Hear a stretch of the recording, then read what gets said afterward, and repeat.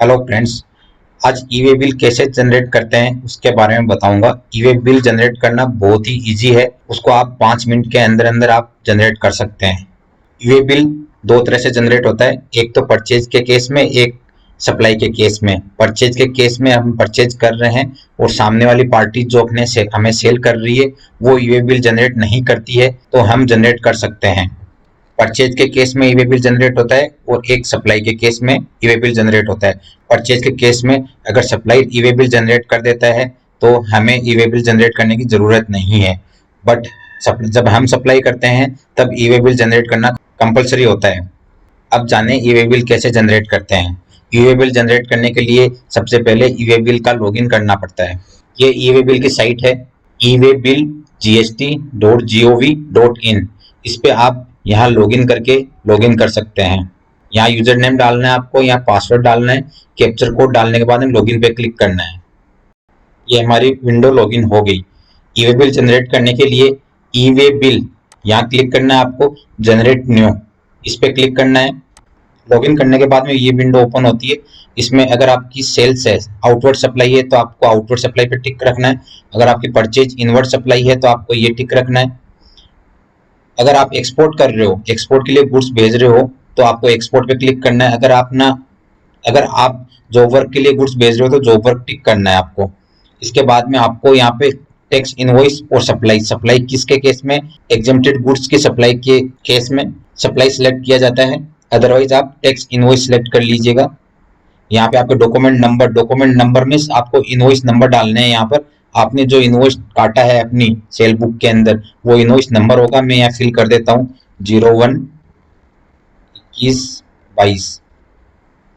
यहाँ पे आपको डॉक्यूमेंट डेट डालनी है। डॉक्यूमेंट डेट रेगुलर उनके लिए सिलेक्ट किया जाता है जिसपे आपका इनवॉइस का एड्रेस है और जो सप्लाई का एड्रेस है दोनों सेम है तो आपको यहाँ रेगुलर सिलेक्ट करना है। Bill to ship to means आपका इनवॉइस का एड्रेस एंड आपका सप्लाई का एड्रेस दोनों डिफरेंट है तो आपको बिल टू शिप टू करना है।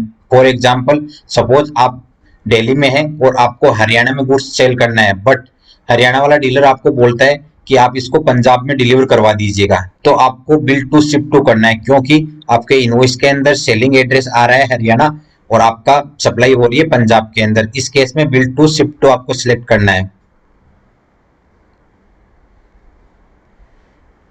बिल फ्रॉम डिस्पैच फ्रॉम आपके इनवर्ड सप्लाई के केस में ही सिलेक्ट किया जाता है। जिस स्टेट से माल आ रहा है वो डिफरेंट है और जहां पे सप्लाई होना है वो डिफरेंट है, दोनों फ्लैश डिफरेंट है तो आपको bill from dispatch from select करना है। मैं यहाँ पर रेगुलर सिलेक्ट कर देता हूँ। बिल फ्रॉम में आपकी पार्टी का नाम, उसका GST number, state, address, place और पिन कोड और स्टेट ये ऑटो पॉपुलेट होगा, आपको भरने की जरूरत नहीं है। उसके बाद में आता है आपका बिल टू, जिसको आपने इनवॉइस रेज किया है उस फर्म का नाम या पर्सन का नाम। मैंने यहाँ मिस्टर राम फर्म डाल दिया है। अगर वो फर्म रजिस्टर्ड है तो आपको यहाँ पर उसका जीएसटी नंबर डालना है, अदरवाइज आपको यूआरपी डालना है, अनरजिस्टर्ड पर्सन। अगर यूआरपी नहीं डालते ब्लैंक रखते हो तो ये फाइनल सबमिशन के टाइम पे एरर देगा।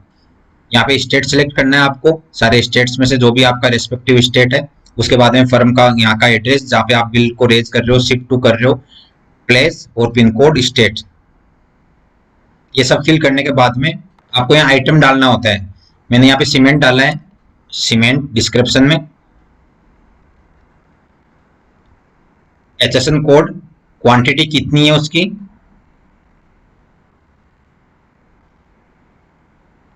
400 बैग, यूनिट बैग में, अमाउंट कितना है 1,20,000। यहाँ पर आपका एक स्टेट से दूसरे स्टेट में जा रहा है तो आईजीएसटी लगेगा, अदरवाइज आपका सीजीएसटी एसजीएसटी लगेगा। यहाँ पे मेरा स्टेट चेंज हो रहा है इसलिए आईजीएसटी लगेगा और आईजीएसटी की रेट सिलेक्ट करनी है आपको। यहाँ पर 28% करती है मेरा आईजीएसटी टोटल इनवॉइस का अमाउंट से मैच कर गया। हमेशा ये चेक कर लीजिएगा कि आपका टोटल इनवॉइस अमाउंट आपके इनवॉइस के जो फिजिकल है उससे मैच करना चाहिए। फिर आता है ट्रांसपोर्टेशन डिटेल। ट्रांसपोर्टेशन डिटेल में जो भी आपका ट्रांसपोर्टर होगा उसका नाम, ट्रांसपोर्टर की आईडी अगर है अवेलेबल तो आपको डालनी है, डिस्टेंस कितना है उसका एक प्लेस से दूसरे प्लेस का, जहां से आपको इनवॉइस रेज करना है और जहां पे आप सप्लाई दे रहे हो वहां का डिस्टेंस कितना है वो अप्रोक्स डिस्टेंस डालना होता है किलोमीटर के अंदर। मोड ऑफ क्या है आपका, रेल है, रोड है, एयर है, जो आपको जो भी है वो आपको सिलेक्ट करना है। व्हीकल टाइप क्या है, रेगुलर।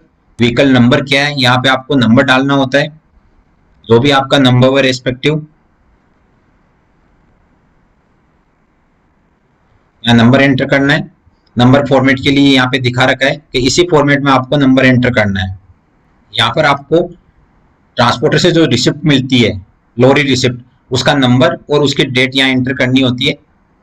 अगर आपके पास उसका जीएसटी नंबर है ट्रांसपोर्टर का, तो आप जीएसटी नंबर एंटर कर दीजिएगा, नाम ऑटो पॉपुलेट हो जाएगा। सारी डिटेल डालने के बाद में एक बार प्रीव्यू करके देख ले, फिर आप सबमिट कर सकते हैं। सबमिट करने के बाद में आपका ई वे बिल जनरेट हो जाएगा। आपका ई वे बिल इस टाइप में जनरेट होगा।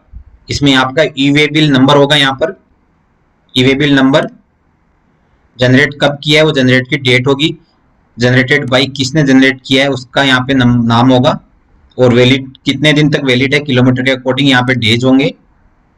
मोड रोड से किया था, अप्रोक्स डिस्टेंस कितना था, 700 किलोमीटर डाला था। इनवर्ट सप्लाई के लिए किया गया था ये। यहाँ पर आपका डॉक्यूमेंट नंबर, इनवॉइस नंबर और उसकी डेट आ जाएगी। फ्रॉम कहाँ से गुड्स पिक होना है और कहाँ पे जाना है, यहाँ पे 2 पे शो करेगा वो जहाँ पे भी जाना है। यहाँ पे आपकी गुड्स की डिटेल आएगी, HSN नंबर, प्रोडक्ट डिटेल, यहाँ पे बैग, यहाँ अमाउंट, टैक्सेज रेट, जो भी आपकी रेट रहेगी टैक्सेज की वो, टोटल टैक्स अमाउंट, IGST कितना पे किया वो आ जाएगा, ट्रांसपोर्टर का ID एंड नेम आ जाएगा, व्हीकल नंबर, कहाँ से व्हीकल निकला है वो प्लेस का नाम आ जाएगा। यहाँ पे एंटर डेट, कब ई वे बिल जनरेट किया और किसने जनरेट किया उसका यहाँ पे नाम आएगा, यहाँ डेट आएगी। इस तरह से आप ई वे बिल जनरेट कर सकते हो with in 5 minutes. E way bill से रिलेटेड कोई भी क्वेरी हो आपकी तो expertondesk@gmail.com पे आप मेल कर सकते हैं। आप हमारे चैनल को एक्सपर्ट ऑन डेस्क को सब्सक्राइब जरूर करिएगा एंड बेल आइकन को जरूर क्लिक करिएगा, जिससे हमारे नेक्स्ट नोटिफिकेशन आपको मिलते रहें। Thank you.